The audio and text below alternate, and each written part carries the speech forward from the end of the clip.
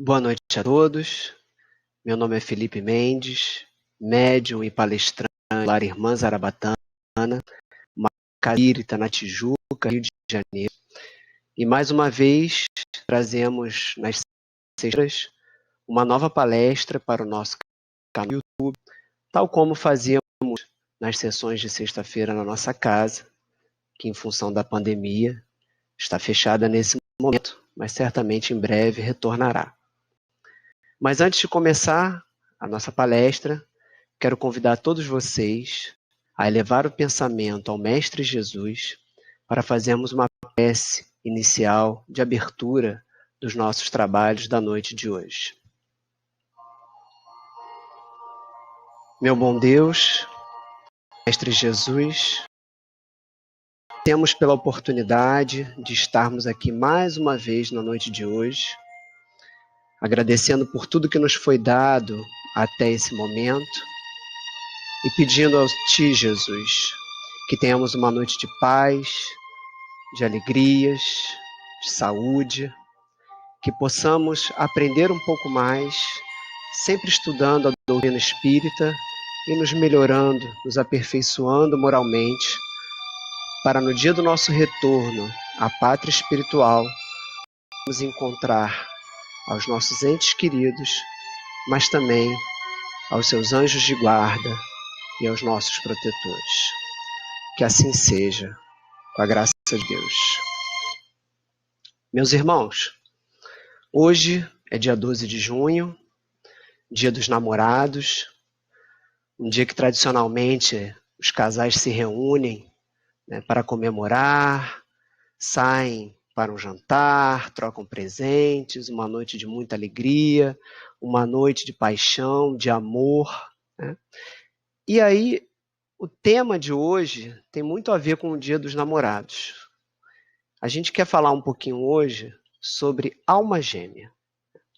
Será que existe a tal da alma gêmea? A gente sempre fala, chama o nosso amor, nosso namorado, nossa esposa, né, de alma gêmea. Será que esse termo, ou esse tipo de espírito encarnado sob o olhar da doutrina espírita, ele realmente existe? Né? A gente normalmente fala no uso cotidiano, né, de que aquela pessoa com que a gente está é a nossa metade, nós somos carne e unha, né? A metade da laranja ou a minha cara, nós somos metade de uma mesma alma, né? Mas e do ponto de vista da doutrina espírita? Nós temos um espírito específico, seja homem encarnado, seja mulher encarnado, que nós nos completamos inteiramente, e mais do que isso, com o qual nós estamos destinados a viver nas nossas reencarnações. Vamos dar uma olhadinha? Quando a gente quer pesquisar sobre um tema relacionado à doutrina espírita, eu costumo dizer que o primeiro lugar que a gente precisa consultar é o Google Espírita, né? Que é o livro dos espíritos. Ele certamente vai responder muitas das questões até de âmbito prático, né, que vão nos ajudar a entender, sob o ângulo da doutrina espírita, questões do nosso dia a dia. Então, se a gente vai lá no nosso Google Espírita e digita alma gêmea e dá um cliquezinho, né, a gente faz essa busca lá no livro dos espíritos, o que vai aparecer? As questões 297 a 303. Então, vamos dar um cliquezinho lá nessas questões para ver o que a gente encontra de explicação. Lá no Livro dos Espíritos, então, no capítulo 6º, que se chama Da Vida Espírita, vamos começar aqui pela questão 298, que Kardec perguntava: as almas que deverão se unir estão predestinadas a essa união desde a sua origem? E cada um de nós tem, em alguma parte do universo, a sua metade, a qual se reunirá fatalmente um dia? né? Kardec usa até um termo bastante específico, bastante forte, né?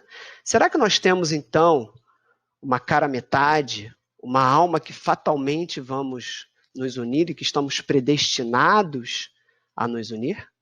Vamos ver o que a espiritualidade nos responde. Não. Não há uma união particular e fatal de duas almas. Bom, essa resposta talvez vá decepcionar muita gente e até causar brigas hoje no Dia dos Namorados, mas não é isso que queremos, né? Vamos entender o que a espiritualidade está querendo nos contar, né? Existe um espírito com o qual nós necessariamente somos obrigados a nos unir, a nos encontrar e a viver, e quem sabe viver para sempre? Pelo jeito não, não é bem isso, né? Vamos pensar um pouquinho o que a gente já sabe da doutrina espírita, né? A gente já sabe que há um planejamento encarnatório. Quando estamos na erraticidade, né, há toda uma negociação, uma discussão com aqueles espíritos que cuidam de nós, que estão aptos a nos ajudar, que vão nos acompanhar durante a nossa encarnação, para que se definam as nossas provas e as nossas expiações. Um pouco daquilo que nós vamos passar, que precisamos enfrentar aqui no nosso planeta escola e que nos vai servir de instrumento para o nosso melhoramento. Nessas discussões, nesse planejamento, algumas coisas são definidas, como, por exemplo, aqueles espíritos com os quais nós vamos nos relacionar. Espíritos da nossa família, espíritos que vamos nos encontrar em função do nosso trabalho, as nossas amizades, né? Espíritos que têm características diferentes, né? E que vão nos servir de alguma maneira ou para exercermos o nosso amor, a nossa bondade, o nosso auxílio, a nossa caridade, ou que vão nos ensinar alguma coisa em função da nossa personalidade. E dentre eles, há um espírito com o qual nós provavelmente iremos nos unir, né? Nós vamos nos casar, por exemplo, que vamos trilhar um caminho conjunto e vamos assumir tarefas de uma paternidade, maternidade, né? De um compromisso de manter uma família, de criar os filhos, ou de seguir em frente com planos conjuntos, né? Muitos desses espíritos, nós estamos atraídos em função de afinidades, em função do amor, né? Atrações essas que podem ter se constituído em vidas passadas, estamos de alguma maneira trilhando relações com esses espíritos, né? Que no passado podem ter sido os nossos pais, nossos filhos, nossos amigos, nossos irmãos, ou até nossos inimigos, e que, por alguma razão, nessa encarnação atual, estarão ali ao nosso lado, como nosso namorado, como nosso marido, como nossa esposa, alguém com quem teremos um compromisso mais forte, um compromisso mais permanente. Agora, vale sempre lembrar que, independente da programação, que vai traçar ali as linhas gerais da nossa história encarnatória, dessa vida atual, nós temos uma ferramenta muito poderosa e que nos foi dada por Deus para que nós realmente possamos evoluir conforme o nosso merecimento. E essa ferramenta, essa arma se chama livre-arbítrio. E no exercício desse livre-arbítrio, na nossa escolha do pensar, do sentir, do agir, né, nós seremos responsáveis pelo cumprimento do nosso planejamento reencarnatório ou não, né? Nós possamos decidir que vamos casar ou não com determinada pessoa, que vamos continuar casados ou não com determinada pessoa, que vamos continuar morando com determinada pessoa, né? Vamos continuar tendo uma relação próxima ou não, né? Então, apesar do planejamento que vai colocar na nossa vida espíritos necessários ao nosso aprendizado e que com os quais teremos que nos relacionar, caberá pela nossa escolha e certamente com a ajuda, né, intuitiva dos nossos protetores espirituais, que vão nos sugerir por onde seguir, que decisões tomar, para que sejam as melhores decisões, nós teremos então o rumo do nosso caminho, das nossas relações. Muito bem, vamos em frente. Então, ao invés de tratarmos, como o Livro dos Espíritos já nos disse, que não há uma alma que fatalmente vamos nos relacionar, ao invés de tratarmos do termo almas gêmeas, vamos fazer uma pequena troca e vamos tratar daqui em diante de almas afins. Almas com as quais nós temos algum tipo de afinidade, algum tipo de sintonia, né? Compartilhamos um mesmo padrão vibratório, uma mesma energia. São espíritos, pessoas que gozamos dos mesmos interesses, os mesmos gostos, temos os mesmos valores, buscamos os mesmos objetivos e por isso estamos nos relacionando. E por isso sentimos atração um pelo outro, né? Uma combinação de uma energia positiva, uma energia gostosa, né? Um interesse material comum, né? Um valor moral compartilhado, tudo isso combinado que faz com que aquela pessoa se torne a nossa alma gêmea, se torne a nossa alma afim. E como disse, essa relação, ela pode estar acontecendo, né? Essa alma com que estamos nos relacionando, ela pode estar em nossas vidas há muito e muito tempo. Há várias encarnações de diferentes maneiras, né?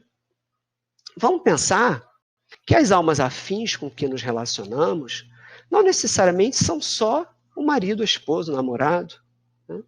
Mas os nossos familiares, os nossos amigos, ou ainda nós que somos espíritas, aqueles médiuns que trabalham no centro espírita conosco, os dirigentes, ou mesmo as pessoas que frequentam as casas espíritas, os frequentadores do Lar Irmã Zarabatana, todos nós estamos ali com o mesmo objetivo, né? Por um mesmo interesse, por um mesmo gosto, e principalmente temos uma sintonia em comum. Então nós também, grupo ou audiência, né, de uma casa espírita, somos também almas afins. E com isso a gente expande um pouco mais essa terminologia para todas essas almas, então, que estão aqui no nosso entorno, se relacionando conosco. Inclusive as encarnadas e as desencarnadas, né? Porque nós também temos afinidades com almas, ou com almas não, com espíritos que estão desencarnados, né? Os nossos protetores, por exemplo, todos nós temos o nosso anjo de guarda, o nosso protetor espiritual, são espíritos com os quais nós temos afinidade, são espíritos afins. Não vamos chamar de almas porque não estão encarnados, então são espíritos afins. Mas vamos em frente. Estando lá para a questão 298, a resposta ela é complementada. A união que há é a de todos os espíritos, mas em graus diversos, segundo a categoria que ocupam. Isto é, segundo a perfeição que tenham adquirido. Então, esses espíritos, né, eles vão se unir em função da sintonia que tenham, em função da sua qualidade moral, da sua qualidade de espírito, que vai estabelecer um padrão vibratório entre eles, né, que vai fazer com que todos estejam unidos vibratoriamente, energeticamente, de acordo, claro, com a categoria na escala espírita que ocupam. Então, a verdade, meus irmãos, é que nós somos, sob um olhar ainda mais ampliado, almas, espíritos afins de toda a nossa humanidade, né?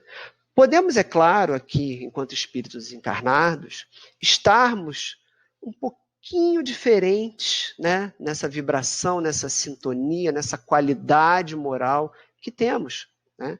Talvez aqui no planeta Terra tenhamos espíritos que variam um pouquinho ali dentro da escala espírita, um pouquinho melhor, um pouquinho pior, né, na sua condição moral. Vamos lembrar que já tivemos passagens importantes aqui no planeta Terra, tal como o Mestre Jesus, mas também Chico Xavier, Madre Teresa de Calcutá, né, e tantas outras personalidades morais que vieram nos ensinar tantos valores que certamente estão um pouco mais evoluídos nessa escala espírita, mas que aqui estiveram nos mostrando que todos somos um só. Todos somos filhos de Deus. Todos fazemos parte de um único planeta. E nesse momento de pandemia do coronavírus, a gente tem ainda mais clareza em relação a isso, não é verdade? Uma doença que está impactando todo um planeta e está impactando pessoas de diferentes classes, etnias, gêneros, status social, né? Mostrando cada vez mais que somos um único corpo de espíritos encarnados num planeta de provas e expiações. Vejamos esse pequeno texto de Ismael de Almeida. Quando se assume um compromisso interno no serviço à vida, ele passa a ser um dever assumido e juramentado. E não pode, em nenhuma circunstância, estar à mercê dos acontecimentos, dependente de oscilações das vicissitudes. O serviço a Deus, uma vez aceito, deve ser cumprido com firmeza e lealdade. Então, esse serviço que nós temos com essa humanidade, na medida que aceitamos a prova da reencarnação, esse compromisso que nós temos com a obra do Mestre Jesus, de seguir os seus passos e de fazer o bem pelo próximo, de fazer a caridade, de amar o outro e de construir um planeta maior, é um compromisso de todos nós, né? Todos nós, almas afins aqui encarnadas, devemos juntos caminhar para que o nosso planeta realmente consiga progredir para o planeta de regeneração. E o mestre, como continua o texto, precisa contar com servidores fiéis, leais, de firme propósito e vontade de aço. Porque o embate no trabalho de redenção da humanidade é difícil e cheio de espinhos. Nós sabemos disso, né? Quantas dificuldades a humanidade não está passando, né? Problemas no enfrentamento da pandemia do coronavírus, a fome, a pobreza, as guerras, a ganância, né? As dificuldades de relacionamento entre as pessoas, as brigas desnecessárias, o ódio, né? A falta de paciência, o mau humor.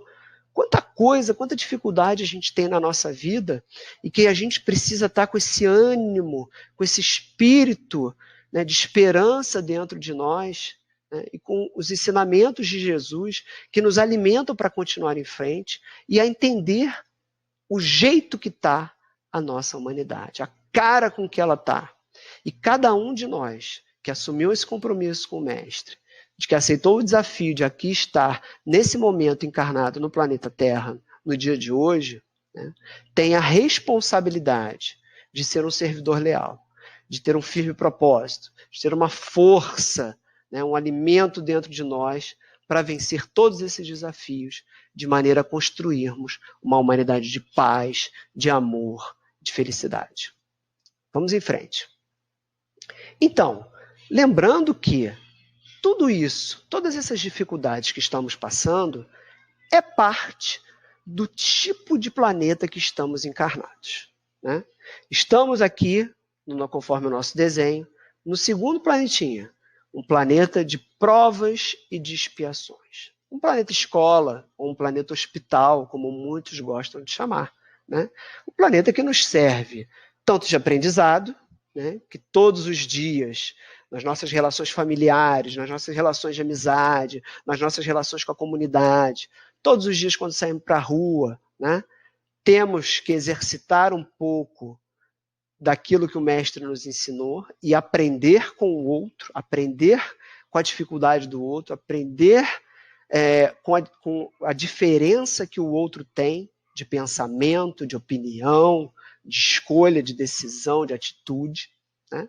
E, ao mesmo tempo, é um planeta hospital, em que estamos aqui, através das doenças, né, espiando as coisas que trazemos das vidas anteriores, né, os erros que cometemos no passado, né, as dificuldades da nossa personalidade, e que muitas vezes esses erros, essas dificuldades, elas vão aparecendo em formas de doenças, né, vão se refletindo no nosso corpo físico, né? E, por isso, também caracterizado como um planeta hospital, em que precisamos colocar tudo isso para fora e nos tratar psicologicamente, nos tratar moralmente. E voltando a falar, então, especificamente das almas afins, né, fechando o nosso filtro um pouquinho, ou botando uma lupa nessas almas afins, saindo um pouquinho da humanidade para as nossas relações pessoais, né, olhando, por exemplo, para o nosso casamento, vamos ter diferentes histórias, né? Cada um de nós chegou numa relação com uma alma afim de uma maneira diferente, né? Se encontrou com uma outra alma por uma razão diversa, né? Somos personalidades diversas, temos histórias diversas. E aí a gente poderia dizer, né, se pudéssemos reduzir um pouco essas histórias, que temos relacionamentos ou casamentos aqui, que é o nosso exemplo, de diferentes qualidades, né? Casamentos acidentais, né? Histórias de vidas que se cruzaram de repente e que se uniram pelo acaso, entre aspas, da vida. Casamentos que são uma verdadeira prova, né? Encontramos uma pessoa com quem temos afinidade, ao pouco fomos descobrindo um pouco mais sobre aquela pessoa, e aquele casamento se tornou uma prova, né? De exercício de paciência, de exercício de resiliência, né? De engolir sapo, de deixar as coisas passarem, né? De exercitar todos os dias o amor. Temos outros que são sacrificiais, em que vamos nos unir por interesses ou por dedicação a, por exemplo, uma outra pessoa, né? Tamanhas dificuldades financeiras, uma doença grave na família. Almas que estão reunidas porque têm uma história pregressa bonita, né, sensível, interessante, que agora se reencontraram de novo para continuar contando essa história, para continuar construindo e fortalecendo esse amor. Ou ainda encontros transcendentais, né, que vêm, por exemplo, trazer uma mudança para a humanidade, um exemplo de vivência totalmente diferente. Podemos falar do caso de São Francisco de Assis, né, que teve uma história tão bonita e pôde construir um exemplo de vida que até hoje nos serve, né, de abnegação, de apoio aos que mais precisam. Então nós temos relações diversas, casamentos diversos, né, e que um ou outro vai nos ensinar alguma coisa. Olha só que bacana. Se a gente for lá no livro Nosso Lar, no capítulo 38, nós vamos encontrar o seguinte texto ali de André Luiz, que conta assim: o matrimônio espiritual realiza-se alma com alma, né? Espírito encarnado com espírito encarnado. Os demais representam simples conciliações para a solução de processos retificadores. Na fase atual evolutiva do planeta, existem na esfera carnal raríssimas uniões de almas gêmeas, reduzidos matrimônios de almas irmãs ou afins e esmagadora porcentagem de ligações de resgate. Olha o que André Luiz está nos dizendo. Que raríssimos são os casos, aqui no nosso planeta Terra, de almas gêmeas, né? De almas que verdadeiramente se encontram em razão de um amor solidamente, puramente construído ao longo de outras vidas e que mais uma vez vem se manifestar. Isso quer dizer que o amor que sentimos pelo nosso cônjuge, pela pessoa com que nos relacionamos, pelo nosso namorado, não seja um amor verdadeiro? Não, longe disso, né? A todo momento, nas nossas fases reencarnatórias, estamos experimentando o amor de alguma maneira, né? Talvez ainda na condição espiritual que temos nesse momento, não saibamos realmente o que é o sublime amor. O amor que nos é ensinado por Jesus, né? Por Nossa Senhora Aparecida, pelos Espíritos, de alto nível vibracional, pelos espíritos de luz, né? Talvez não saibamos qual é o tamanho e a experiência desse amor. Mas é claro que sentimos amor por uma outra pessoa, né? Pelos nossos filhos, pelos nossos pais, pelas pessoas que gostamos. Agora, pode ser que ainda não saibamos o tamanho em que ainda somos capazes de amar. E ele continua. Pouquíssimos matrimônios são de almas irmãs ou almas afins, né? Então, em alguns casos, os matrimônios são sim de almas que se gostam há muito tempo, né? Que se identificam completamente, que só têm coisas boas para trocar entre si, que vêm de uma história pregressa, né, de outras vidas, construindo esse amor pouco a pouco, a duras penas. Porém, a esmagadora porcentagem dessas relações são ligações de resgate. A maioria desses encontros de duas pessoas, de duas almas afins, são para o aprendizado. São para resgatar algum equívoco anterior, né, cometido por uma relação qualquer, por uma causa qualquer, e que agora vão ter que experimentar sob um casamento, sob uma vida em comum, todas as dificuldades de uma relação, para que possam melhorar, para que possam se dar as mãos e melhorarem juntos, para que possam crescer conjuntamente, para que possam exercitar o carinho, o amor, a abnegação, a dedicação ao próximo, né? Quem sabe ali tem uma história que uma pessoa adoece gravemente e o outro vai precisar cuidar dela, né? Vai ter que abrir mão de tanta coisa para cuidar daquela pessoa. Quem sabe ali vão receber um espírito, um filho, né?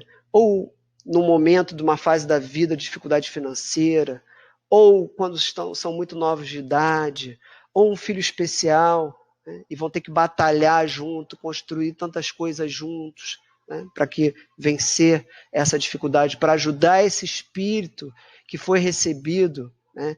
E que foi aceito recebê-lo durante o seu planejamento reencarnatório, para dar todo o amor, toda a sua dedicação. Então existe, gente, uma infinidade de possibilidades, né? Mas o nosso caminho, a nossa meta, ela deve ser uma só.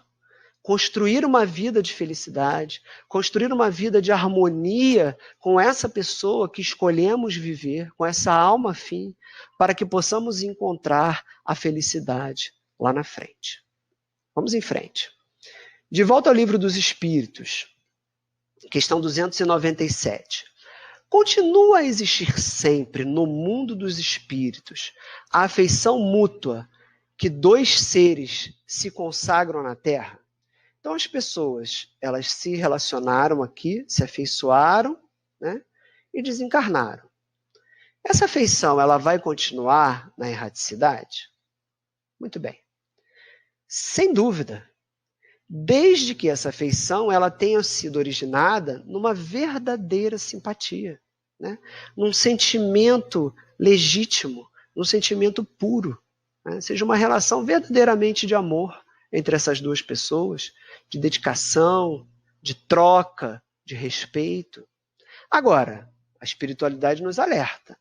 Se, porém, essa afeição nasceu principalmente das causas de ordem física, né, do interesse patrimonial, de uma amizade baseada no interesse profissional, de exercer um cargo público, no interesse de ter um casamento arranjado para depois se beneficiar ali na frente, né? No interesse de cometer um equívoco junto, de fazer mal a uma outra pessoa, né? Numa vingança, por exemplo, aí não. Aí essa afeição ela desaparece. As afeições entre os espíritos são mais sólidas e duráveis do que na Terra, quando estão lá na espiritualidade, porque não se acham subordinadas a esses caprichos dos interesses materiais e do amor próprio e do egoísmo. Então, se essa relação de amizade, de casamento ou familiar, ela é baseada na simpatia, nos mesmos valores morais, espirituais, sem dúvida que isso perdura, né? Sem dúvida que essa pessoa que gostávamos e que já desencarnou, né? E talvez alguns de nós que estejamos assistindo essa palestra tenha perdido uma pessoa muito querida durante a pandemia do coronavírus, né? Se essa pessoa foi na nossa frente e construímos uma relação de amor, né, de cumplicidade, sem dúvida que essa relação vai continuar acontecendo, inclusive enquanto ela está desencarnada e nós encarnados, né? Somos capazes, através do pensamento, através da prece, de irradiar esse amor para esse irmão que já partiu, e ele também é capaz de irradiar isso para nós. Então, que possamos continuar, na medida que cremos na imortalidade da alma, na continuidade da vida e no reencontro, que possamos continuar emanando todo esse amor, todo esse pensamento positivo, lembrando dessa pessoa com tanto carinho, né, como se ela estivesse ali na nossa frente, ao nosso lado, e quem sabe ela não está, e possamos derramar sobre ela, né, transmitir para ela todo esse sentimento positivo que temos, para que ela possa receber isso na espiritualidade, possa se alimentar desse sentimento, que esse sentimento possa ajudar inclusive para o seu refazimento, se for necessário, né? Se ela está agora num hospital, por exemplo, se refazendo desse desencarne, sem dúvida que esse amor transmitido será um medicamento que a ajudará nesse refazimento, e que possamos continuar trocando esse amor, né? Para que nós dois, espírito encarnado e espírito desencarnado, continuemos interligados positivamente, porque na hora que o encarnado também partir, certamente essa ligação favorecerá um reencontro muito feliz dessas almas afins. Continuando. Questão 302.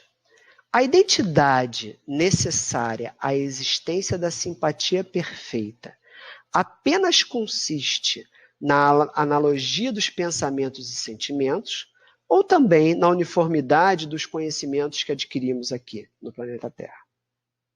E a espiritualidade resume, né, essa resposta na igualdade dos graus de elevação. Então, esse conjunto de sentimentos, de energias, né, e de conhecimentos, nós, por exemplo, que conhecemos a doutrina espírita, certamente essa congruência de fatores facilitará muito que essa simpatia continue existindo e exista por muitas e muitas vidas. Pode, então, tornar-se de futuros simpáticos espíritos presentes não o são? Ou seja, espíritos que hoje não têm essa simpatia, essa sintonia, poderão se tornar? E a espiritualidade diz, todos o serão. Esse é o caminho que todos os espíritos vão prosseguir, vão perseguir sempre. O espírito vai evoluir, vai ascender sempre. Pode ser que nessa encarnação atual consiga evoluir um pouquinho só, porque deu uns tropeços, cometeu umas burradas, falhou um pouquinho, né? Não fez ali o papel que realmente lhe cumpria fazer, mas alguma coisa ele vai levar de aprendizado. E vai evoluindo. E vai receber uma nova oportunidade reencarnatória. E vai aqui de novo, encarnado, aprender mais um pouco, passar por uma outra dificuldade, nascer em outro país, nascer num outro status social, vivenciar a pobreza, vivenciar uma outra doença, vivenciar uma dificuldade física, né? E aos poucos vai aprendendo, e aos poucos vai evoluindo, e aos poucos vai transformando os seus interesses, e vai fluindo e progredindo nessa ordem, nessa escala espírita, galgando em alguns anos um estágio espiritual cada vez mais iluminado, cada vez mais bonito, né? E fazer então um papel sublime de exercício do amor e da caridade.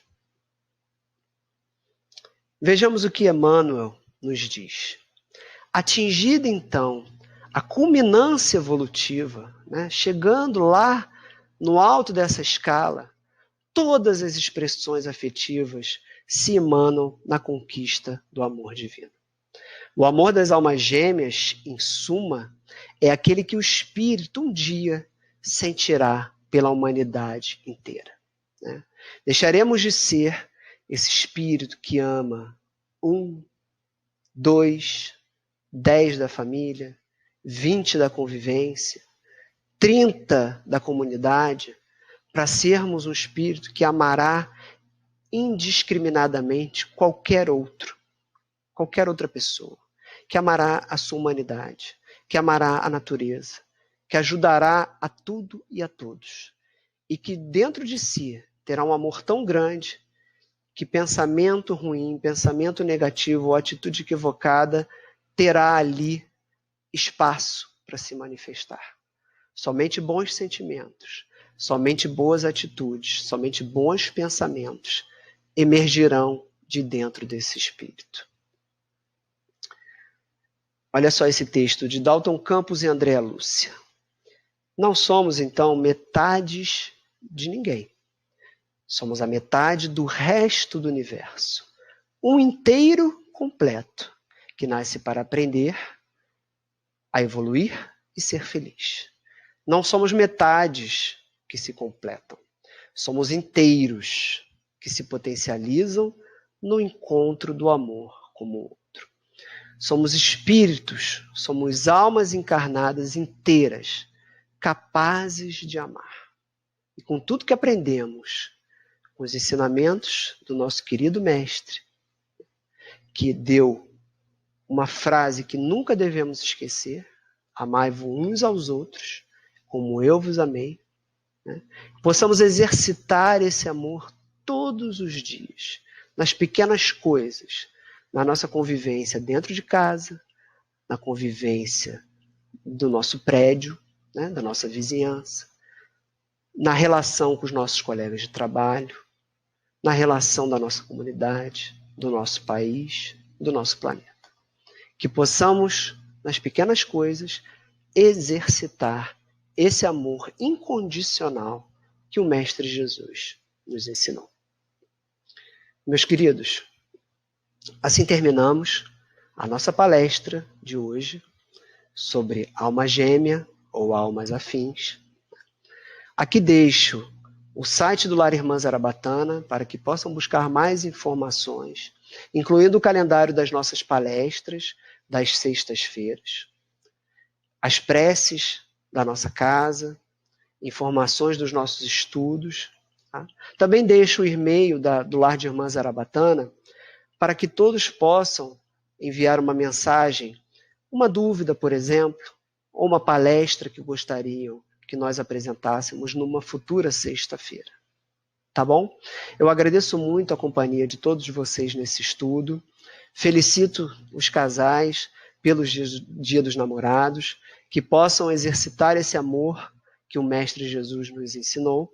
E vamos então encerrar a noite de hoje com uma prece, agradecendo a espiritualidade que esteve conosco nesse momento, nos transmitindo tantas informações, tantos ensinamentos, e pedindo que sigam nos acompanhando para que o nosso caminhar seja um caminhar de muita felicidade, um caminhar de harmonia, de construção da paz, e que possamos superar não só esse momento da pandemia do coronavírus, mas possamos superar todos os desafios da nossa vida e principalmente os desafios que estão dentro de nós, no nosso caráter, no nosso sentimento e no nosso pensamento. Que possamos realizar verdadeiramente a chamada reforma íntima para que sejamos espíritos, almas cada vez melhores. Que assim seja. Muito obrigado pela atenção e uma boa noite a todos.